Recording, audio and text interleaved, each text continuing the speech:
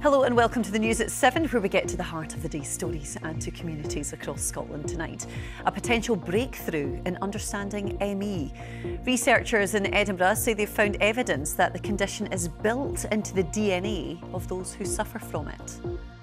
Before, it was looked at as a psychiatric illness, whereas now there is medical proof that this is a disease and can be treated.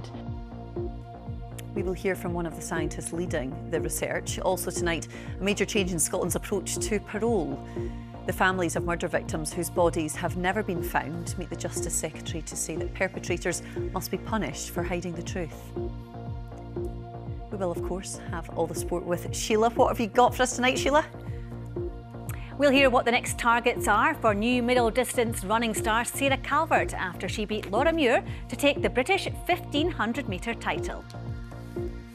Thanks, Sheila. And we won't just be reporting on today's sport. We'll also be celebrating 50 years of the BBC's sports scene with some of its legendary presenters. Hello, I'm Amy Irons and welcome to the news at 7.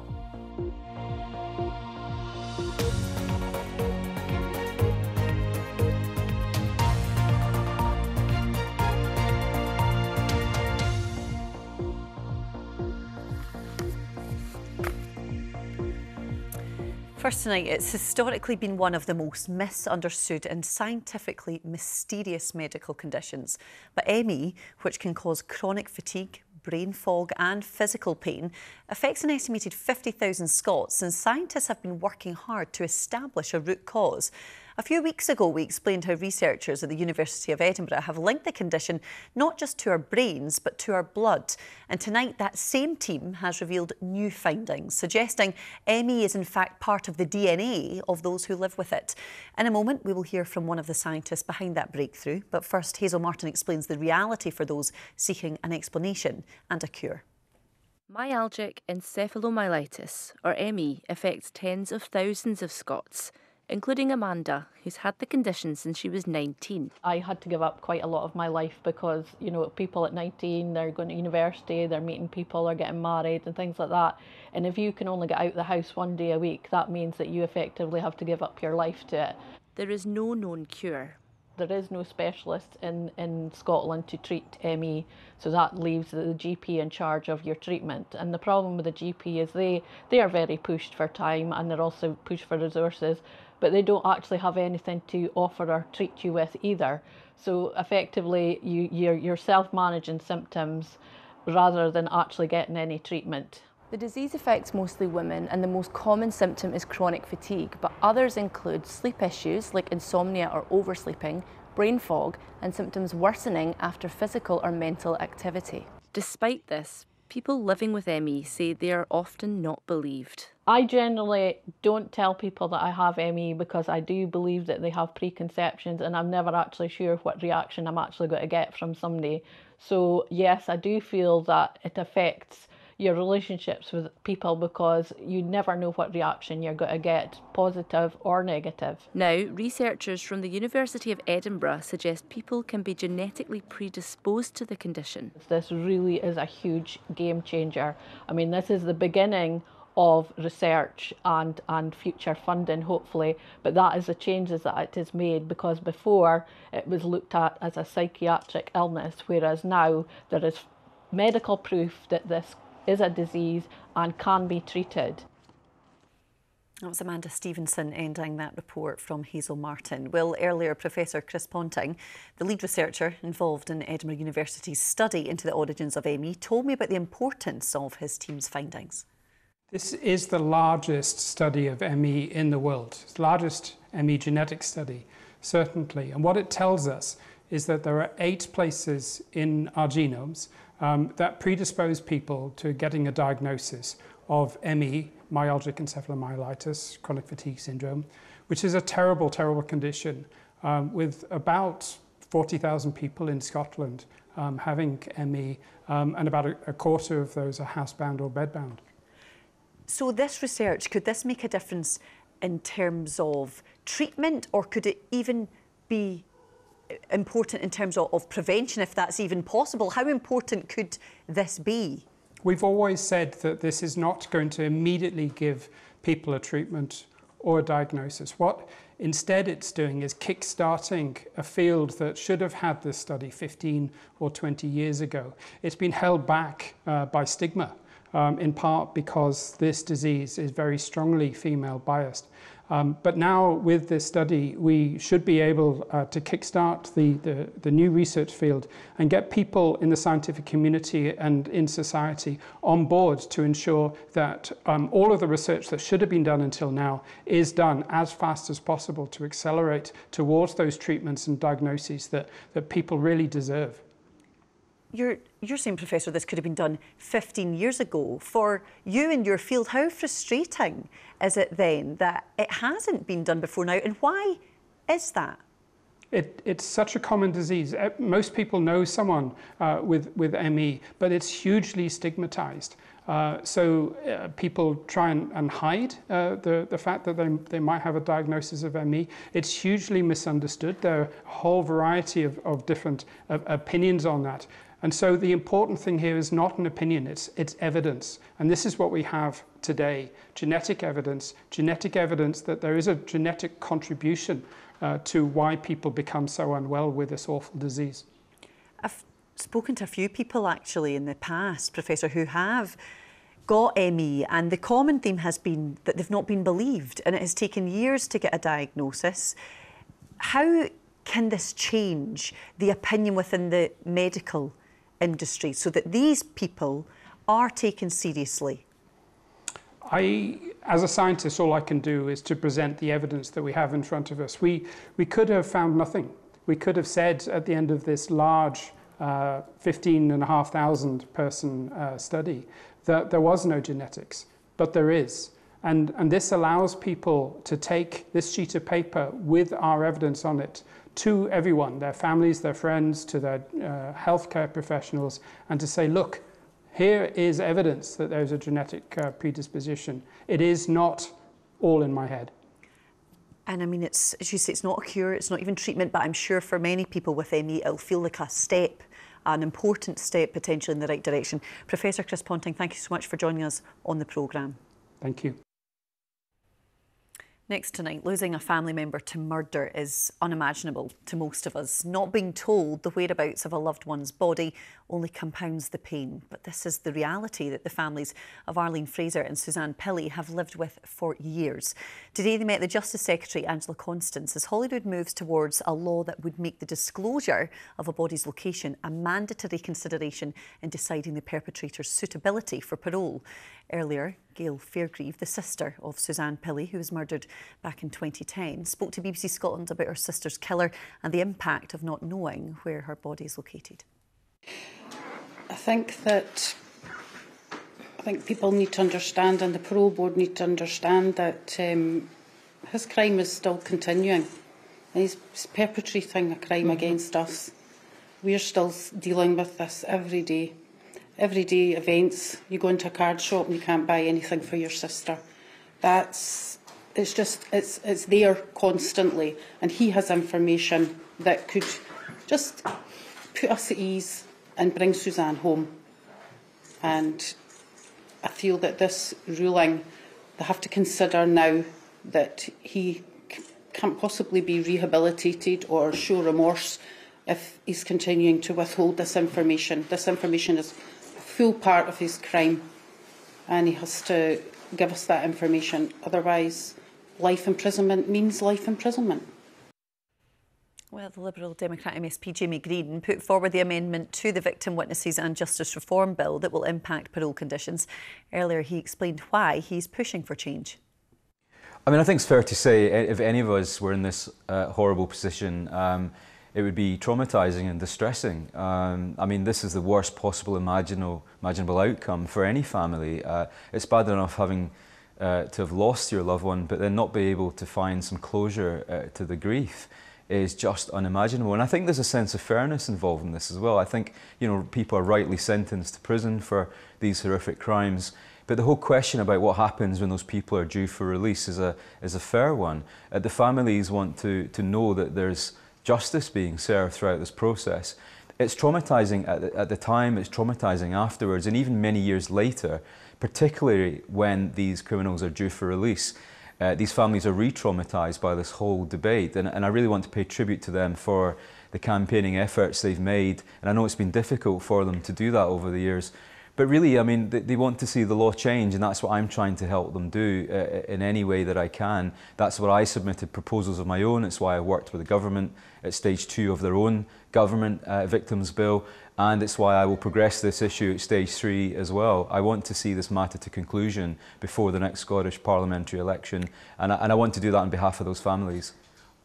What would you say, Jamie, for example, if you had someone who maintains their innocence, says they can't tell a family where a body is because they simply don't know, could being denied parole just further compound what may be a miscarriage of justice case? Well, look, if someone's been convicted of a crime, they've been convicted of a crime in the eyes of the law, whether that's through jury or admission of guilt. If someone is serving a sentence and has served that sentence and is eligible for release under licence or parole, for example, then that is the legal position that they're in. Now, people can proclaim innocence, however, but that doesn't change the fact they're being convicted of that murder in these instances. You know, it could also equally be used as an excuse by some people. So I think it's important to remember the families involved in all of this. They've gone through the horrific ordeal of losing a loved one, of going through a trial and seeing someone being sentenced, rightly so, for that crime, but then having to face the possibility that that person will be released in their hearts of hearts, knowing that that person could know where the remains of their loved one is. That's an awful situation to be in. It's completely unfair and unjust. And that's why I support the families in their fight to change the law in this area. How we go about changing the law has been a matter of some constructive negotiation over the years to get to a place where we can do it meaningfully and legally as well. So that's why I support the families in these proposals. Yeah, and we've been hearing just how important it is to some of the families that I know you've dealt with. Jamie Green, MSP, thank you so much for joining us in the programme. Thank you. And thank you for joining us on tonight's News at 7. We have more to come for you in the programme, including 48 hours after Storm Floris, many in the north remain without power. We'll get the latest on the repair and reconnection effort. After dry weather today, rain on the way overnight tonight. However, it should clear with some sunshine back tomorrow. I'll have all the details later.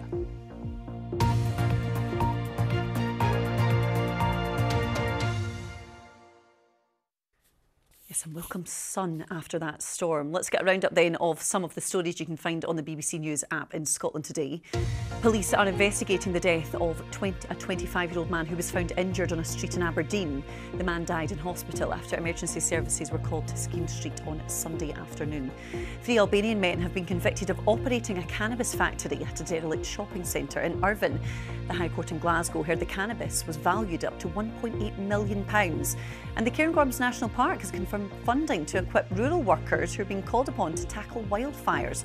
The Park Authority says 12 projects will share a £270,000 fund to curb the impacts of climate change. Well, for more information on these stories, you can scan that QR code on your screen. It'll take you straight to the BBC Scotland News app. There is more for you there, including the Brewdog advert banned for implying that beer beats loneliness. Well, as we've been talking about, Storm Floris hit Scotland 2 days ago, but the clean-up and repair operation continues with nearly 1,500 homes still without power. 1,100 of those are in the Highlands. Our reporter Cameron Angus Mackay sent this report from far near Inverness.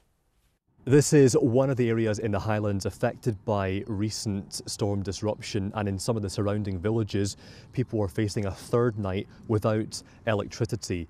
SSEN, the energy company responsible for the grid, say they've reconnected 70,000 customers and there's a further nearly 1,500 to go. That's expected to take into tomorrow, possibly up until tomorrow evening to be complete. These are complex engineering tasks, and I've been taking a closer look at the operation. More than 700 engineers working flat out to reconnect customers as quickly as they can. We are hoping that the majority of customers will be reconnected this evening, but there will still be some customers that are without power into tomorrow. But 700 engineers working around the clock really to get those customers reconnected as quickly as we possibly can. Now, for people who are waiting for the lights to come back on, this is a concerning time. It's difficult for those people. SSEN says it's supporting vulnerable customers by knocking on doors to make sure that they're okay. And people in villages without electricity have had the chance to go along to welfare vans to get some hot food, hot drink, and just to see if there's a sense of solidarity about the situation. I'm aware of people who have been using camping stoves to make meals or staying with neighbours to use shared facilities. So people are finding a way of coping, and they're just hoping that tonight, if not tonight, tomorrow, electricity will be restored. Karen and Angus Mackay there for us.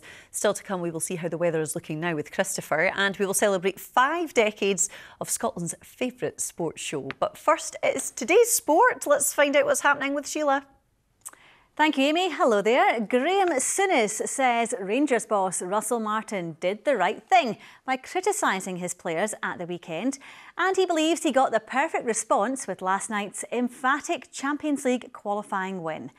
Martin questioned some of his squad's attitude after the draw with Motherwell, then dropped captain James Tavernier and midfielder Nicholas Raskin for the game against Victoria Pilsen at Ibrox. They won that first leg 3-0 with a double from Jedi Gassama and a penalty from Cyril Dessers. He's put a marker down very quickly. This is not acceptable, and that's how it should be. And then there were experienced players that he went after, leaving the captain out.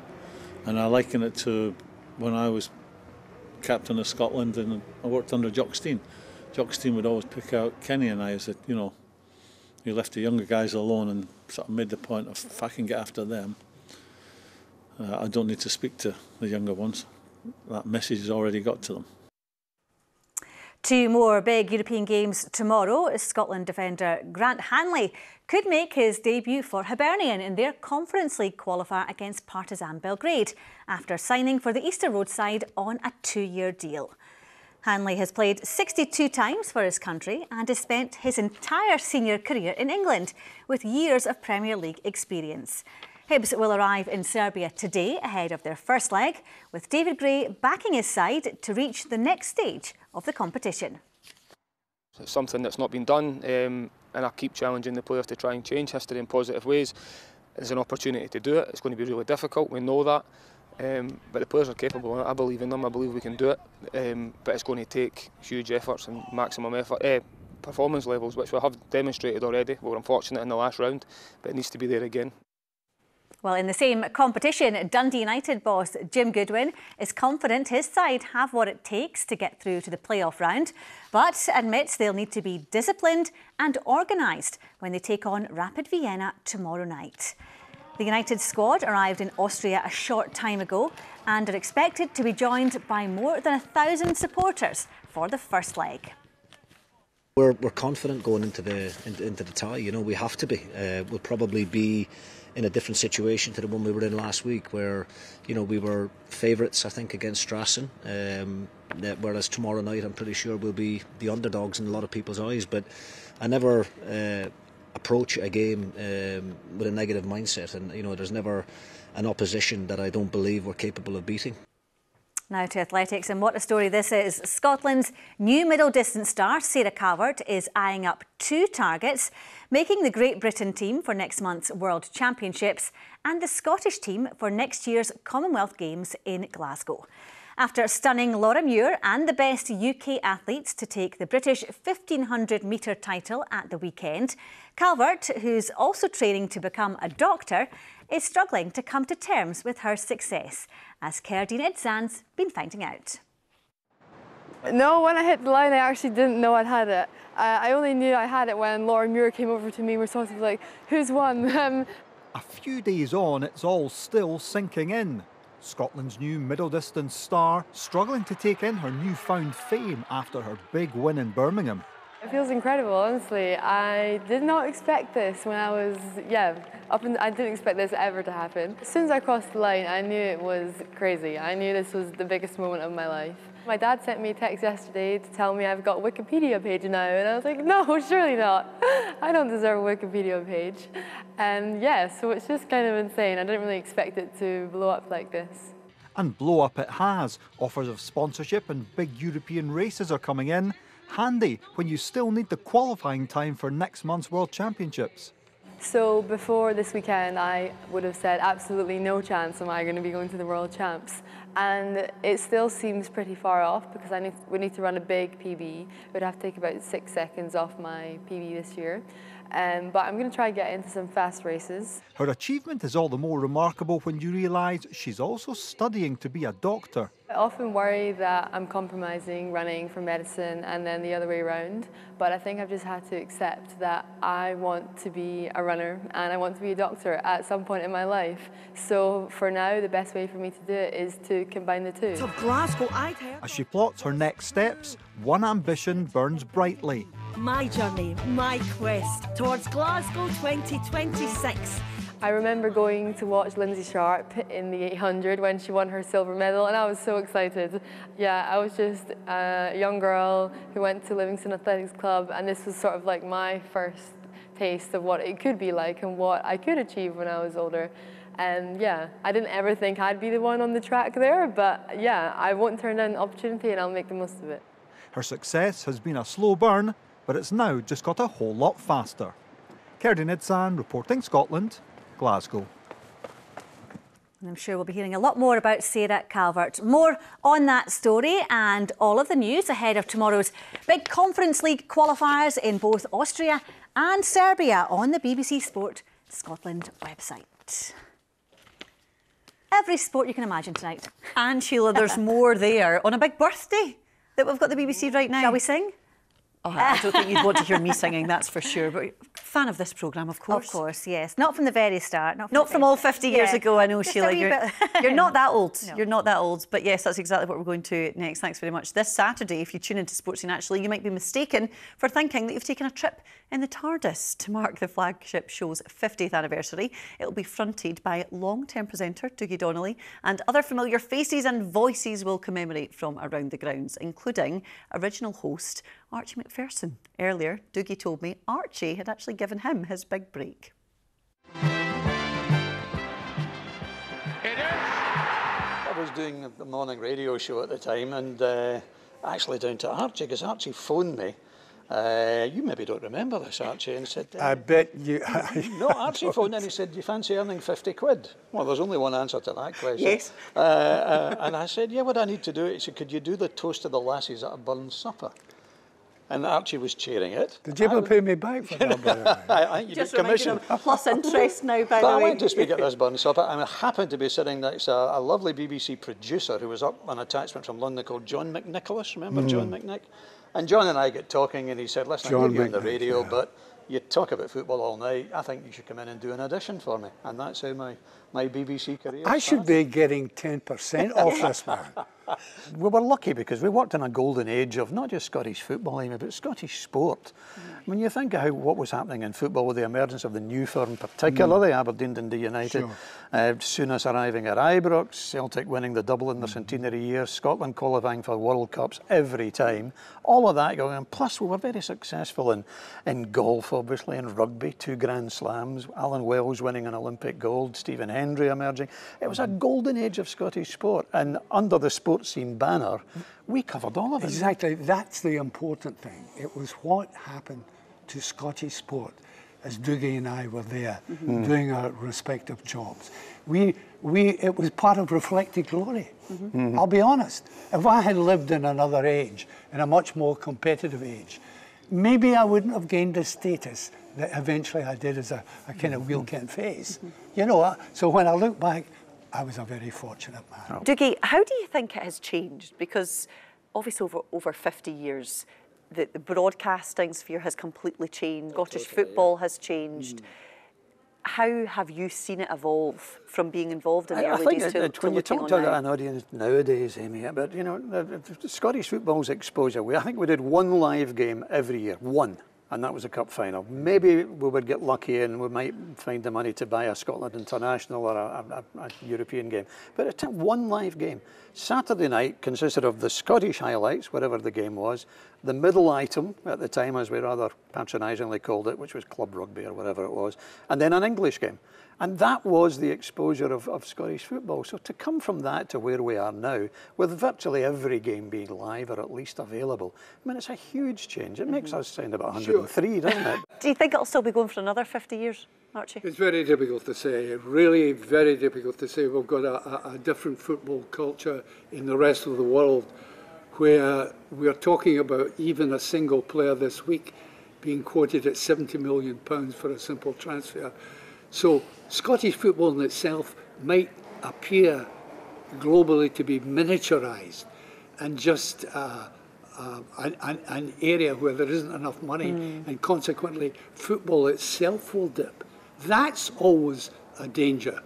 And in that case, sports scene wouldn't be there to reflect it. Obviously, we're going to say this, but we're great believers in public service broadcasting and free-to-air television. I think the major sporting occasions, not just football occasions, should be available free-to-air because it's important for the future. And if youngsters don't get to see football, rugby, golf, tennis, hockey, whatever, at the highest level, they're not going to become interested. So I think it's very important that free-to-air television continues. Whether it does in the current format, who knows, but I certainly hope so. Tukey, Archie, lovely to see you both as we celebrate 50 years of sports scene. Thank you. From all of us here and my mate, a very good night. Yes, true legends of television. Time to pass you over to another and see what the weather is looking like. And it's a bit calmer after that storm. It is a lot calmer, thank you. Yeah. But certainly there will be some strong winds in the northwest, Amy. However, take a look at some of the pictures that come in today. Some lovely sunshine coming through there in the east. That's where the best of the sunshine was. In the west, rather cloudy at times. It did come out, that sun.